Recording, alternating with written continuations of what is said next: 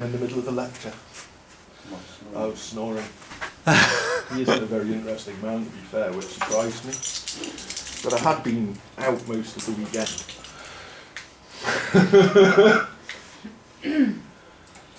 Dedication to the cause. Yeah, they were around at the time as well. But the cause band. Oh, I think Yeah, that was a slow filter in there. Irish band that are off again. Yeah. But not the Cranberries.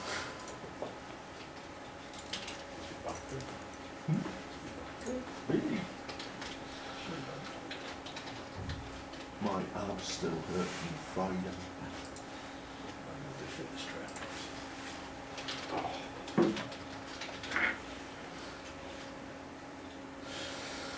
You're not working them out enough then, Alex. Hmm? Hurting after one session. Oh, it was hard, like.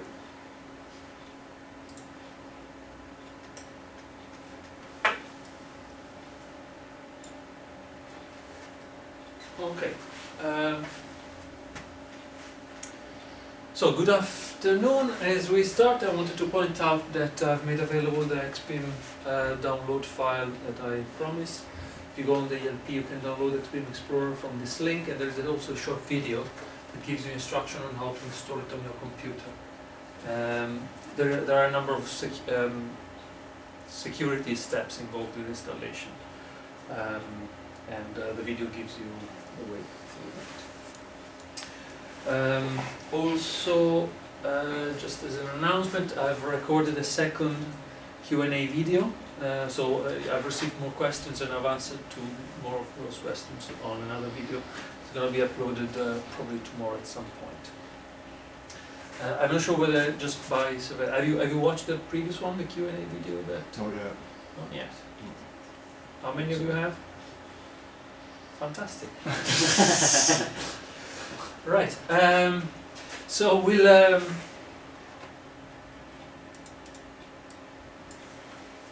I want to start from that then. Please use this form.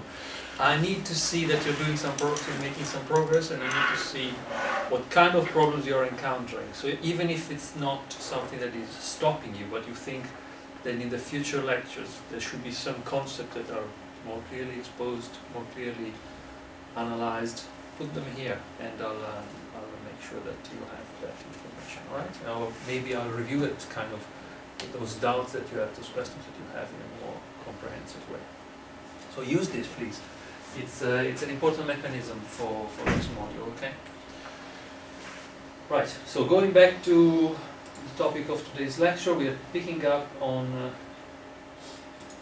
from where we left. Today we're going to do, there's two parts of this. So the first 20 minutes, half an hour, we'll be talking about more BIM users and more applications that are available for your BIM execution plans. And after that, we'll have probably 10-15 minutes of conversation on strategies and uses that are not so obvious for BIM implementation, and the kind of medium to long term technologies would be coming through. So, clash detection. Can I just raise your hand? How many of you have used clash detection before? Two. Okay. So, clash detection might be obvious. Is that type of test that you can run on federated models that evaluates whether there are any physical clashes against different objects. So, this is an obvious case of clash detection. There is a wall in there, the red wall, and the green metal structure. They are occupying the same space and time, and that is what we call a physical clash. Okay? So clash detection mechanisms basically look at every physical element in your building design. They overlap it with any other physical element. If they want to use the same space, then it signals to you in a window like that there are 200 clashes on this model. Then you can click on the list and go there and investigate what type of clash it is, if it's a real clash or if it's only maybe a problem in the drawings, because sometimes the drawings do not really correctly represent a physical object in its own in its complexity. So it could be a false alarm, or it could be actually a physical clash. Now, traditionally, this will be sorted out on site by the construction crew. They would perform any actions, cut the wall, do anything that is needed to do. In a BIM environment, you can hope to use this information either to modify, move the elements away so that they don't clash anymore, or edit the element's shape so that the problem does not need to be resolved on site, but maybe the component is shipped with a different shape. So what happens after you have identified any conflict is that you have to, of course, put in some action to resolve it. And these can actually then integrate with the other functions that we've seen in the past. BCF as a communication format, your common data environment for exchanging information, because the problem here is not just identifying where the clash is, the problem is to set up a mechanism to allow people to resolve this clash in an efficient way. So what are the two individuals that design these two components need to be brought together, and clarity needs to be made on the best, on the optimal way to resolve. I don't think this should be fairly clear for anybody, right? For you to achieve this, though, it's important that the mechanism for coordination of the different federated models are well established, right? Because you might find yourself that if elements are present in both the architectural and in the structural model, they don't present incorrect clashes. So say that your structural model has a structural wall and your architectural model has an architectural wall, the software needs to be aware that they are actually the two walls, that they're not two walls overlapping, two different walls overlapping or clashing. So the way you plan out these things is important. Okay, another obvious functions is cost and quantity takeoff. How many of you use this feature ever? No? No? You have, right. Have you used CostX or any other tool? CostX. So CostX is available on our IT resources here at the university. You can download it. So that's why I presented this. But it's only one of many quantity takeoff mechanisms available. Now, quantity takeoff might seem like an obvious thing to do with building information modeling, because you have the physical nature of a building, and you're expecting for it to be extremely simple to go and analyze the dimensions that are relevant to your cost estimation or to your to determining the value of a contract. Now, this is not so much true yet. And the reason this is not true is because traditionally cost has been associated with complex mechanisms for quantity estimation. I'll make you an example of something that is true in the Italian legislation, but a number of these cases happen throughout the industry. The cost of installing a door in a wall, is dependent on the activities that you actually perform to make the hole, to make sure that there is a void in the wall, right? And making a hole can be sometimes complicated depending on the context where you're doing this. So putting the door in, depending on the type of wall, could require that there is a structural element on top to keep the structure sound or not. And not always these aspects are designed into the model. So the cost of installing a wall depends on the The cost of installing a door depends on the width of the hole that you're opening in the wall. So there are a lot of heuristics that people traditionally have used for this. So a hole passing some size costs more or less than depending on the dimension. It's not linear, all right? So depending on the size of some cavity in a wall, the cost of the materials could be reduced, but the cost of production could be enhanced because there's more complex and specific labor that needs to be included. So all of the measurement that can happen that traditionally quantity surveyors did on 2D paper were including heuristics that are not necessarily obviously defined in a 3D model. Okay, so this is kind of producing changes in the way in which quantity surveyors are developing new standards for extracting measures and quantities from models. And clearly there is an important contractual aspect of this that needs to be carefully overseen. Another problem might be that the data that you're exchanging is not rich enough or does not contain all the information you need to make the difference, to distinguish the case that you're looking at, the materials, or so on and so forth. And sometimes also information can be plainly wrong. So I've been working with an Italian company that does cost extraction, and I'll probably present this program later in the future. But the problem they're having is that they use IFC as an exchange format to make sure that they engage with the broadest number of vendors.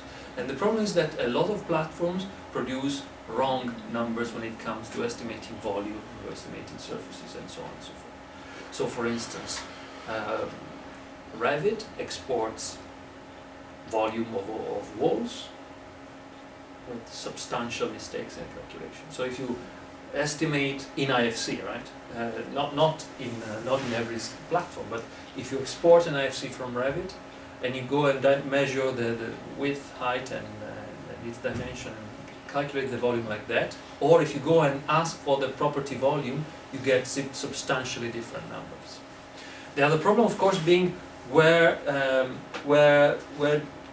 the model breaks down elements. So the way you actually go and produce something on site might be independent from the way in which this is designed in the building instrument, in the building information modeling environment.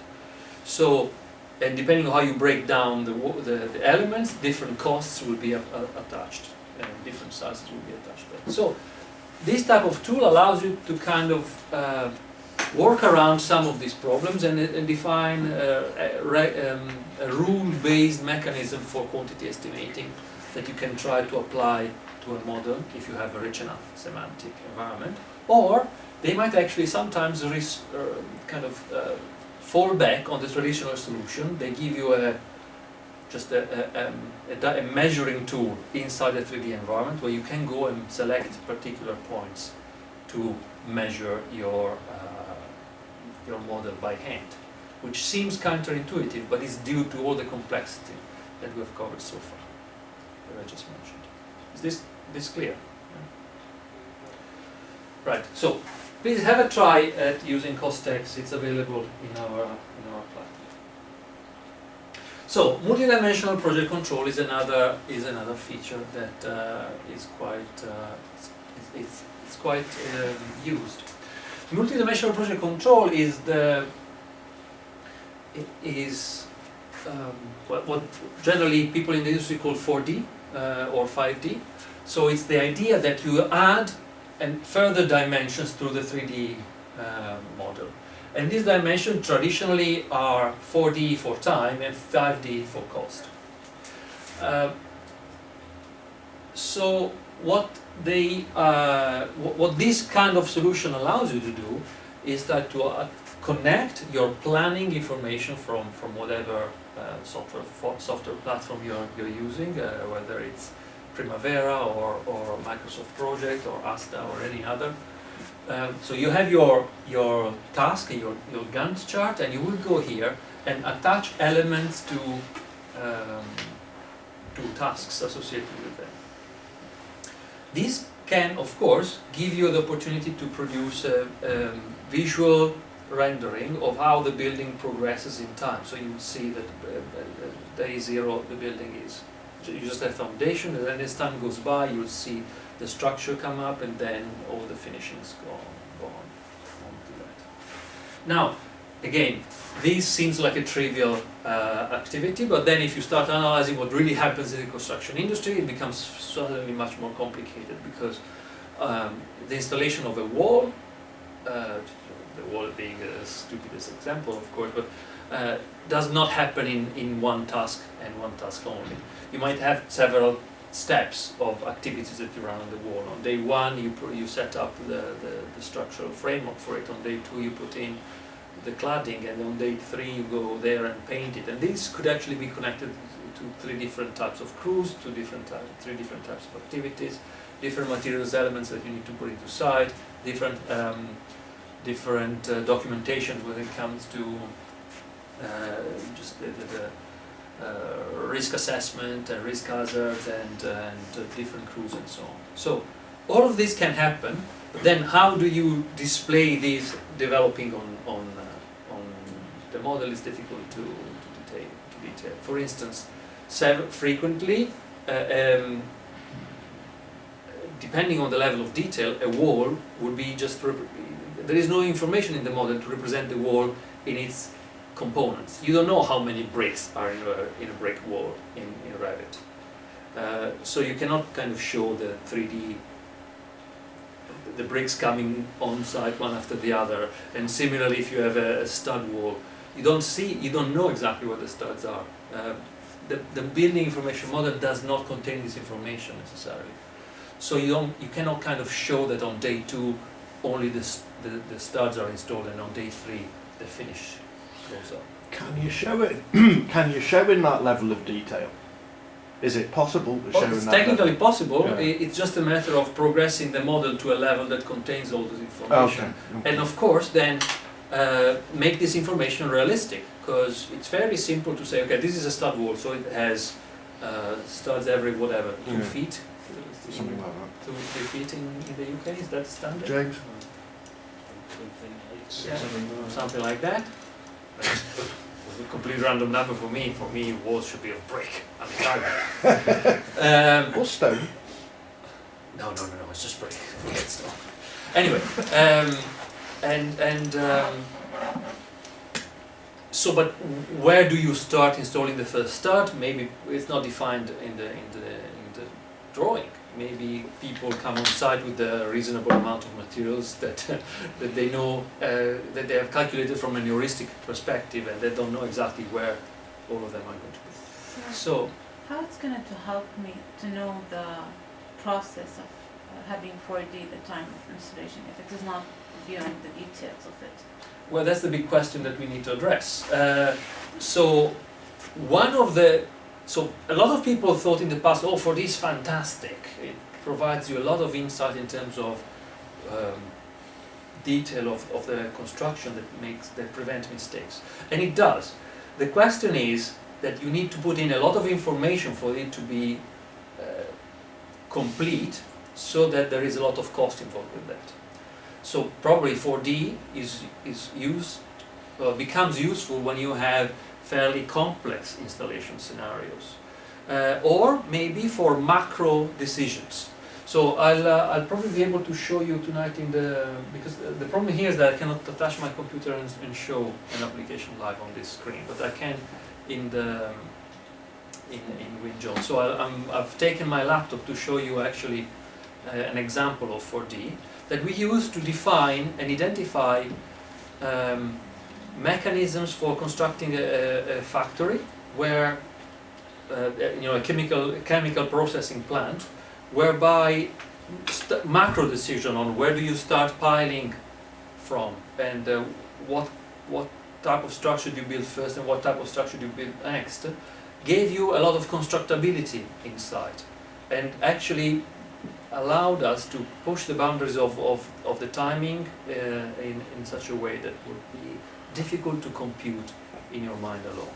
So I'll show you an example today, but it is not obvious. So another example could be that if you color items by, not by time, but by the different types of people associated with the tasks that are associated with the elements, you can see where there are clashes in terms of responsibility.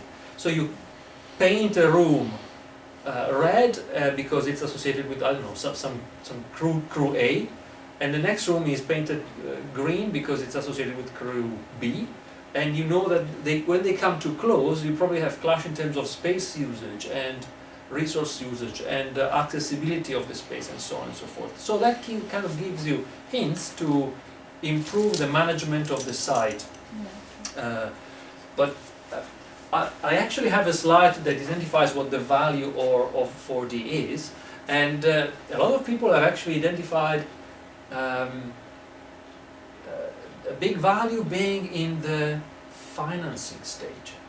Because believe it or not, if you bring a nice 3D video of a building being erected to your bank, they get a greater confidence that the thing is feasible, and it's feasible in an amount of time that you've planned. So they are more prepared to provide you the loan that you need to start building.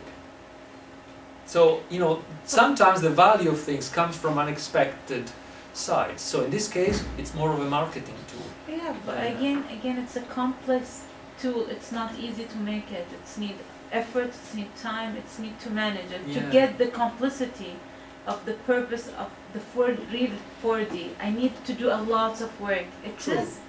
Yeah, I mean, establishing its value, it's important, and so that I'm here just only to present the technical possibility, and then the business case and the technological implementation needs to be evaluated for each individual project. Okay? You can use it to check your construction schedule as well. So actually looking, instead of taking a big construction schedule that's complex, you can actually visualize it a lot easier with the model. That, I mean, as I said, I'll show you exactly that tonight in the seminar.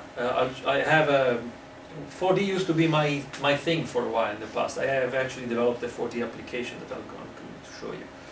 The most used application for this in the market is probably Navisworks, but I'll talk about another couple in a second. But yeah, I mean, visualizing things at a broad level is fairly easy. When you need to go down and detail level 3 or level 4 plans, then a lot of effort needs to be added. And also there is a problem that the components that you have designed in the BIM model are not necessarily of the same size of the component or of the same macro. But I'll rephrase it. Are not fragmented in the model in the same way that they will be fragmented during the installation time, right? Mm-hmm. So a big slab will be a big slab in your model, but in reality on site you're going to have several concrete pours, and that might not be captured anywhere in the design. So actually in the 4D planning stages you actually have to go in and draw all of these subcomponents to be able to show the 4D process as it's going to happen on site. Asta Power Project does that. So that's why it is here. So the benefits that they have recognized are, of course, it's easy to use and so on and so forth, but you know, you have your Gantt chart, and for a large application you might have, in this plant factory that I was discussing before, we had 4,000 different tasks. And if you wanted to plot the Gantt for that, you would need to use an A0 sheet of paper, right? So identifying problems and clashes and conflicts of time on that, it's a big task. But if then you attach the different elements to the different activities, and you see it in 3D, and you take your time and you use it as an interactive tool to investigate and question your plan, then it could be useful.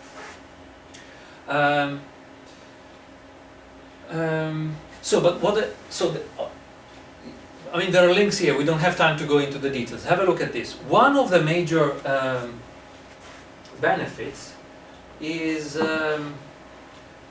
that beyond having these for the animation of the construction, you can probably also simplify things and compare plan with actual. So you actually go to site and see if on any day your visual there is alignment between the state that you were expected to have reached and the actual development. Now this is probably not done so much yet, although there are applications for that, but it's going to become quickly much more relevant in the next few months or years because of the substantial advantage that you get by using augmented reality viewers that are now becoming commonplace. I'm not sure whether you know that Facebook, Google, and all the big players are going to present very soon, if they're not presented already, 3D headsets for virtual reality. There was Facebook. Facebook is everywhere, man. Anyway.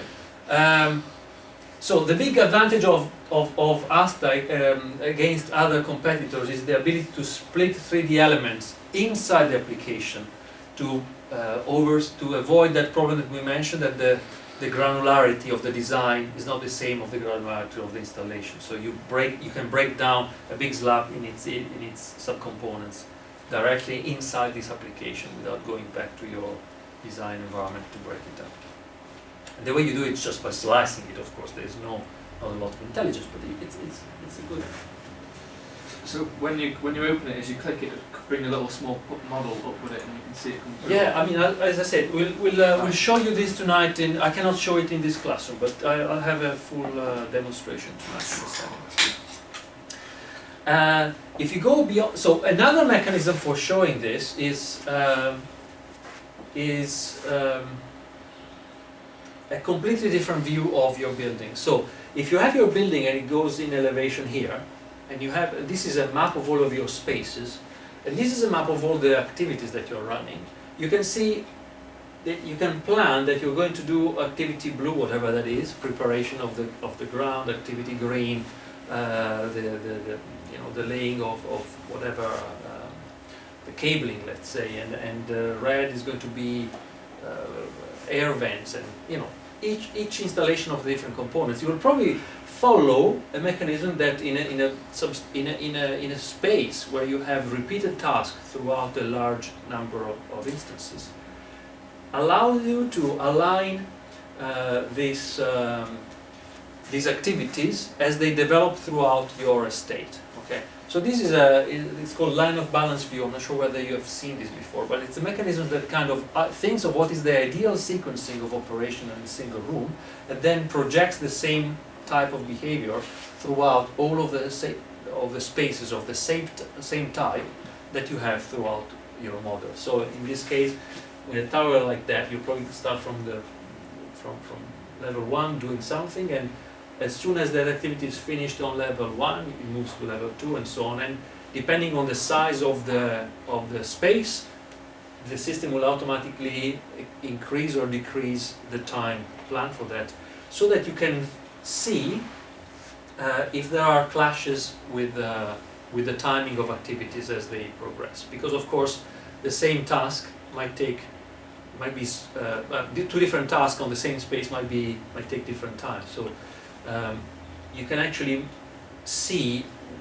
move these activities around and optimize for the minimum amount of clash in terms of use of the spaces. So can you mend this as you go through? Absolutely. So if there's a problem with a supply issue, for example, or a contractor doesn't finish soon enough, you can then go in and tweak what would effectively be the Gantt chart. This is attached to a Gantt project, so you can select any application, any task, and add a constraint to a date because you know that the materials are there. Sort And everything will be recalculated, and you'll see the update here.